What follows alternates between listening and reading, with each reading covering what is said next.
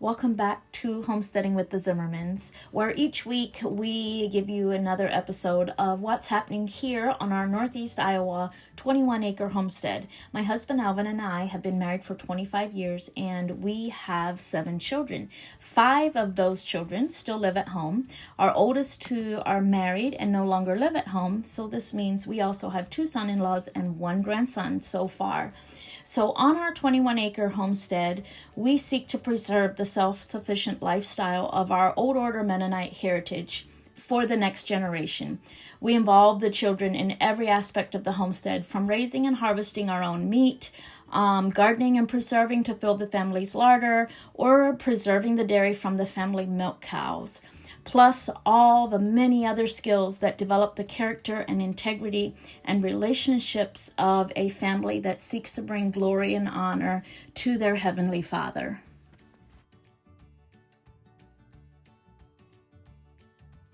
Hello friends, Ruth Ann Zimmerman here for a Wednesday episode of Homesteading with the Zimmermans. And I am in our cold room, and I'm struggling a little bit with where to set up my camera because it's a tiny room, and I'm not going to be insecure about my lack of having a cameraman or fancy equipment. I'm just going to keep filming, and it is what it is.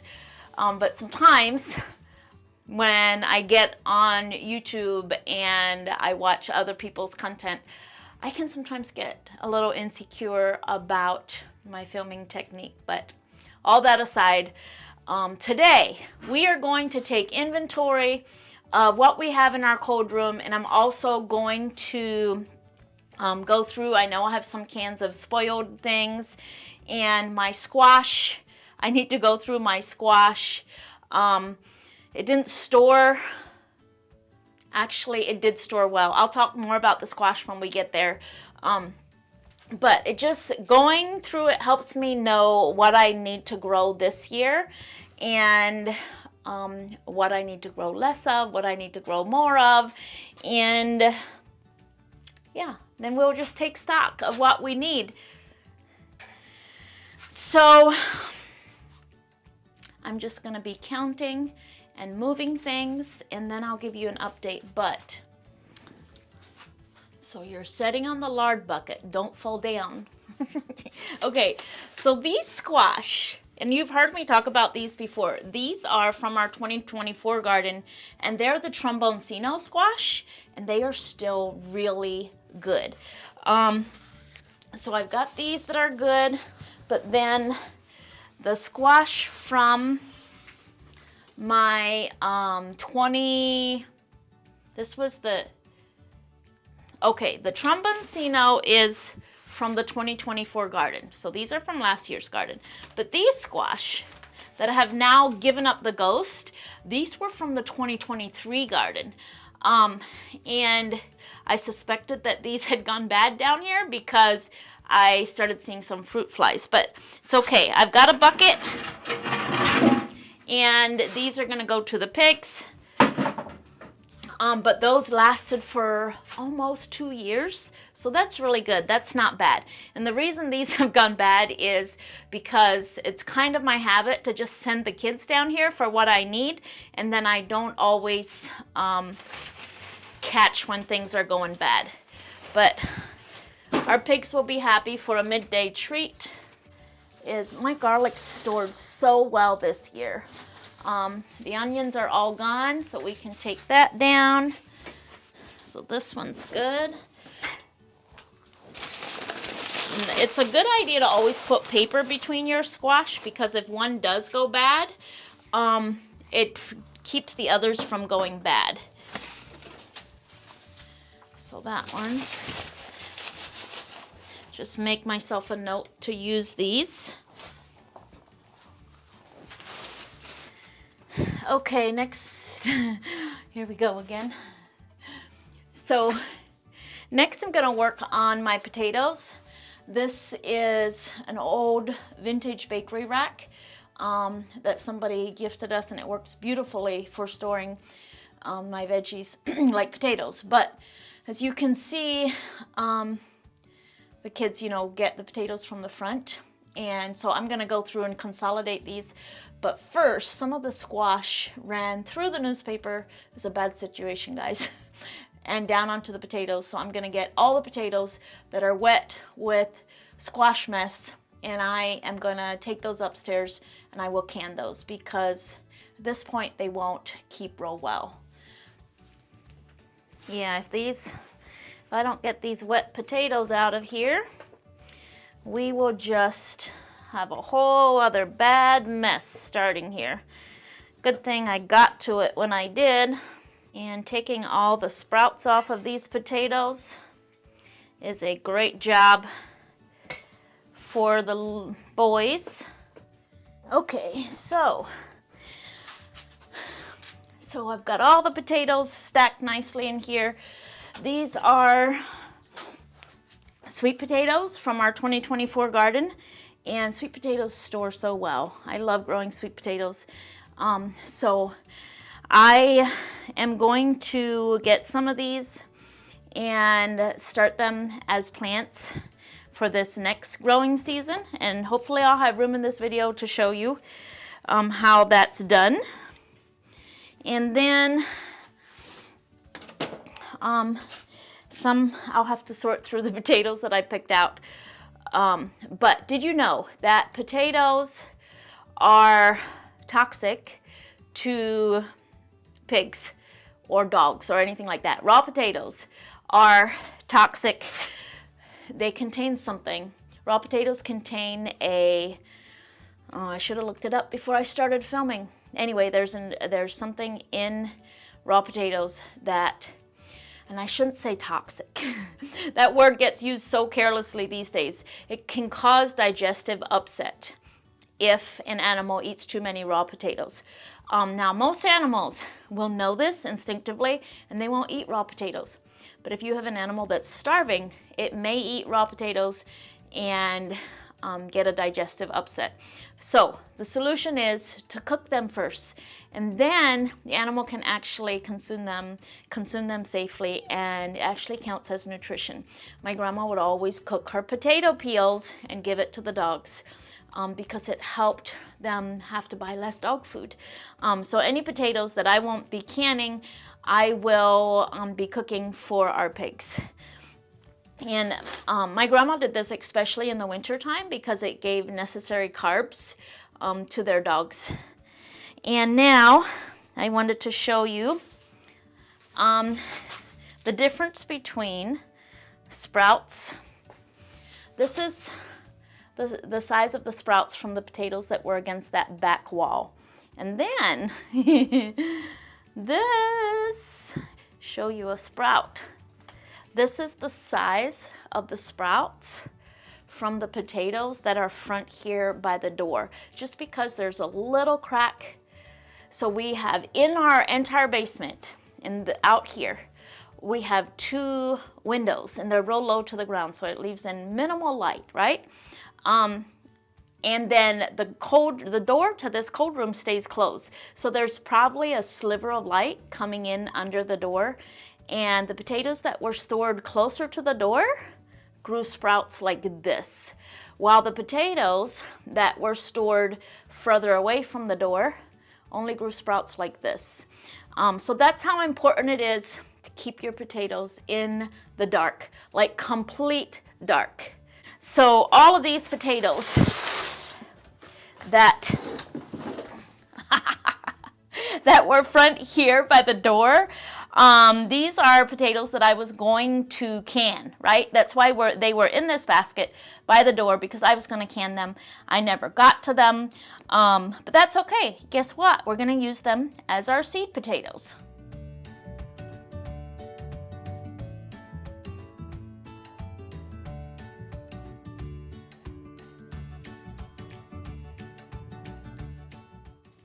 Okay, so now I'm gonna start counting. Now that it's cleaned up in here, I can start counting. So one of the other things that I do when I'm counting is I'm checking to see if there's anything left from our 2023 harvest.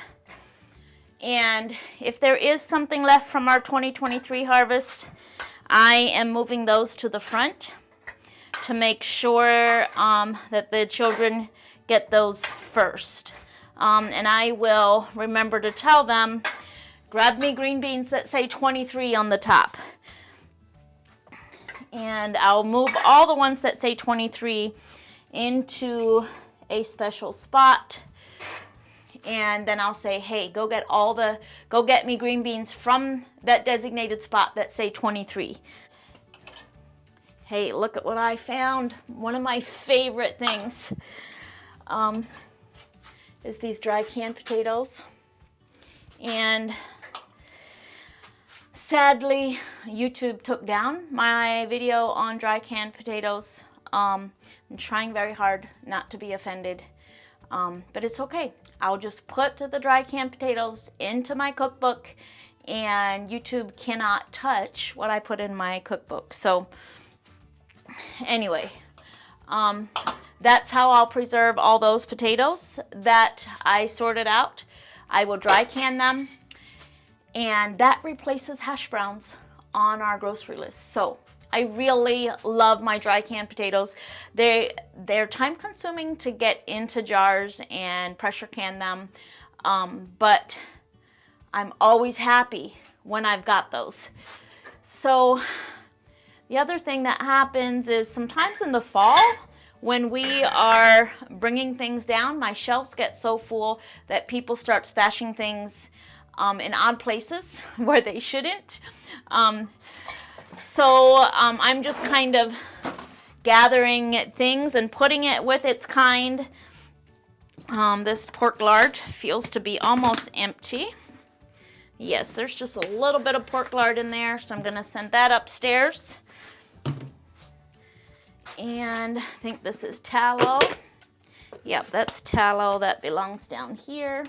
And then I've got some dried apples here. Got to remember, and these have kept beautifully. These are from last fall, and I used 4 jars as a jar sealer. They're vacuum sealer, so I'll remember that those are down here. We've water glassed some more eggs. I will link my friend Jessica. She has a video on how to water glass eggs. I will link hers. Okay, and you know, the other thing is it's full of spider webs down here. That's okay. Doesn't really bother me that much.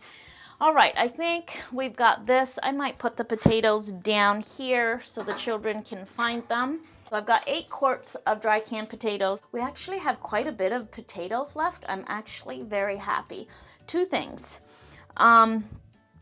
It wasn't a super great potato harvest, but with the 8 quarts that I have canned, and that'll probably give another 12 quarts, the ones that I sorted out. That'll get us quite a ways through the summer with making hash browns. And then we're gonna use these up. This might almost get us to when our first potato harvest is ready in the garden. So if it happens that way, this will be the first year in all of my gardening years that I have not needed to buy potatoes. But one of the biggest factors is Elvin's been eating mostly carnivore for the last probably 4 or 5 months.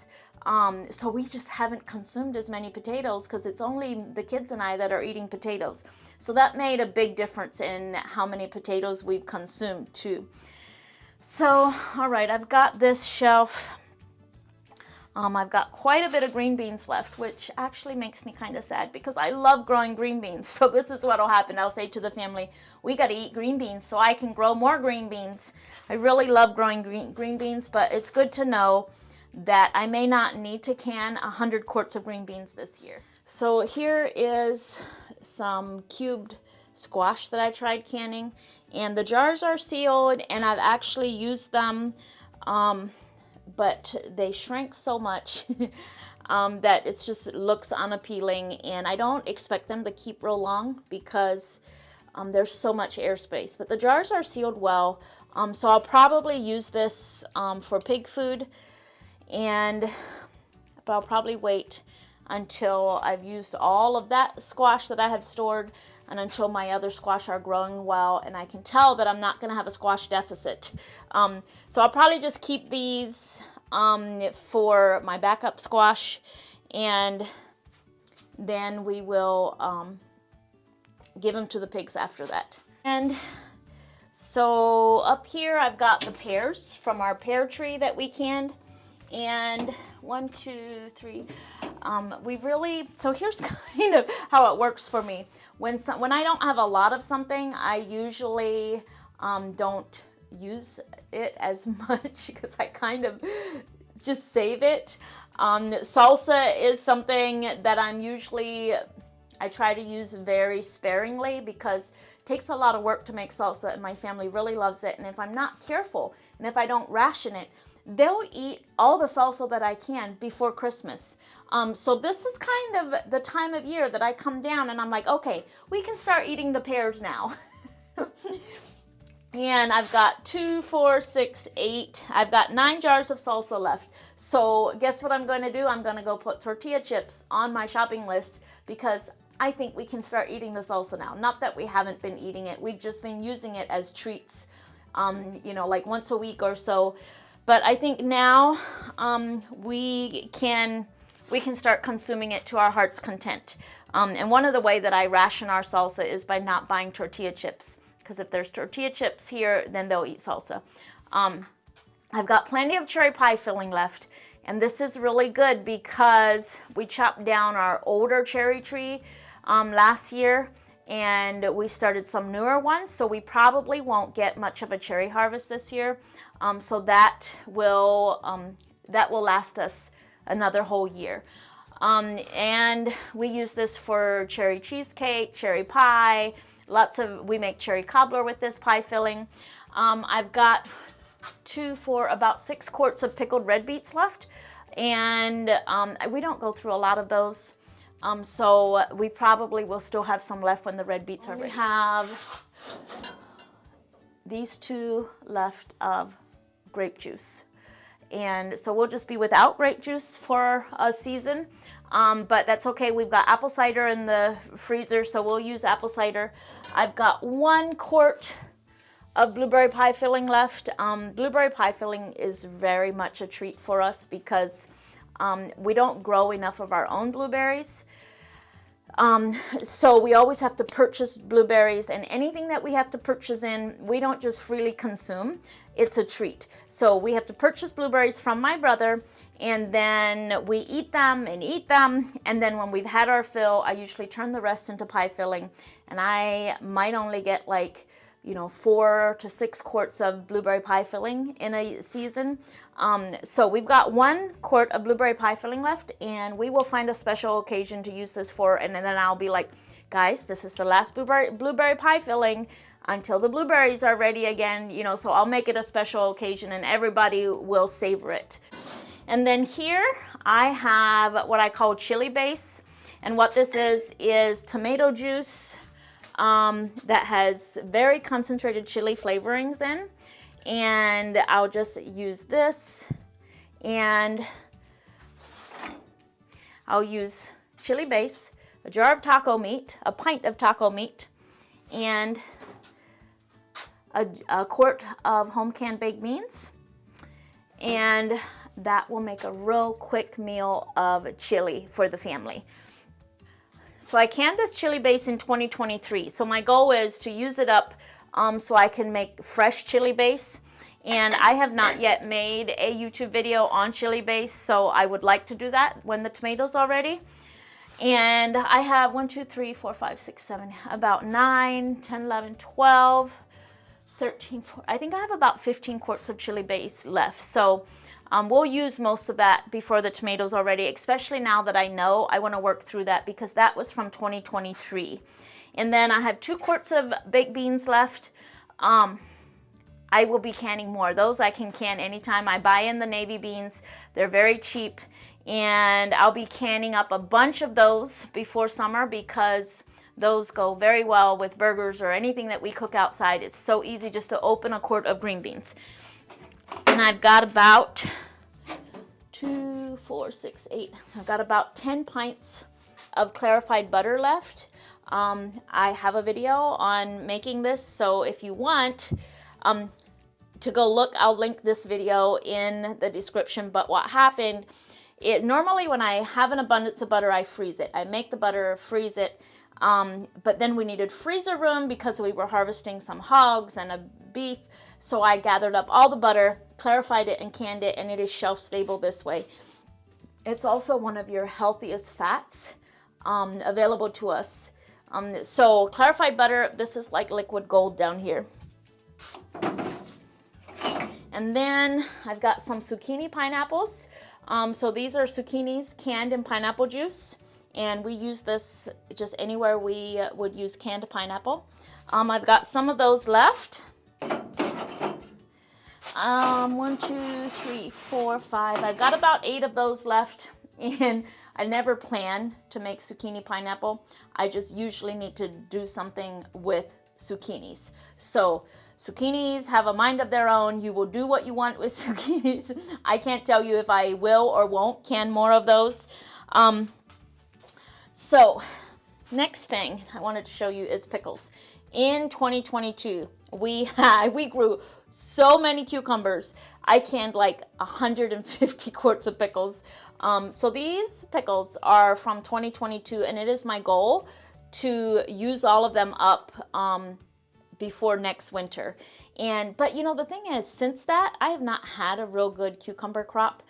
So I was glad for that year. But also, I think what's happening is I'm planting my cucumbers on trellises, and I'm always putting them back in the same spot. And I think that's part of my problem is I just have too much trouble with cucumber beetles or something in that spot. And in 2022 was the first time in probably 5 or 6 years that I tried to grow cucumbers again. So that's why they did so well. So now looking back, what I should have done is, okay, I had a really good cucumber year. Don't plant any for multiple years in a row and then do it again. But we also like to eat cucumbers fresh. We don't just want to pickle them. So I have about 25 quarts of pickles left. So that's not bad at all. And yes, they're still good. They are still good. Okay, so then up here I have all our canned beef. Now I did this a couple years ago, but it's fine. It'll last multiple years. It'll last for a long time. And we usually, we make soup from our canned beef, and I will use it to make barbecue beef sandwiches, things like that. There's our pears. I already talked about that. And then 1, 2, 3, 4. I have some canned chicken. This is one of my favorite things to have in my pantry is this canned chicken. And I have videos on how I do this too, so I'll link those. But I really need to get some more of this done before summer and the busyness, because this is one of those quick and easy ways, quick and easy meals. And I only have about 8 of those left. And then look at this beautiful chicken broth. See how gelled it is in there? I only have 2 quarts of this left. I did not know that. So I will be needing to make more chicken broth. And then down here I have applesauce. I need to remember to ask my daughter if she wants some applesauce for our grandson. And I have plenty to share in our apple trees. If we get an apple crop again this year, we'll get some more apples. Okay, I forgot about this little extra shelf over here. There's some more chili base. I've got some pints of ketchup. This is from our 2024 garden. And I'm sorry, the lighting in here is terrible. Not all of my family is a fan of homemade ketchup, so I mostly use this in recipes. Like if I'm making barbecue sauce or meatloaf or something that calls for a cup of ketchup or something like that, I will use this, and that's why it's in pints. And then I have some canned carrots left. These are also from 2023. I didn't can any carrots in 2024. But these are fine carrots. They'll keep for all of canned goods will keep for years and years. They might start to discolor a little bit, but so I'll probably can carrots again this year. Yes, I know we can keep carrots without canning them, but there's something about making a quick and easy soup and just getting a can of carrots. And then I've got some more pickled jalapenos. I need to remember to ask my son-in-law if he needs some more, because he's the one that eats them most. And I usually get them out when he's here. So it's a good idea to ask him if he wants some, because I've got plenty left. That is what we've got left in our cold room. I will link all the videos that I've talked about in the description, including the one for how we made this cold room out of a corner of our basement. And it's real simple. If we can do it, you can too. Thank you for being here. We will be back on Saturday. I have plans to show you cooking sap, maple sap, into maple syrup.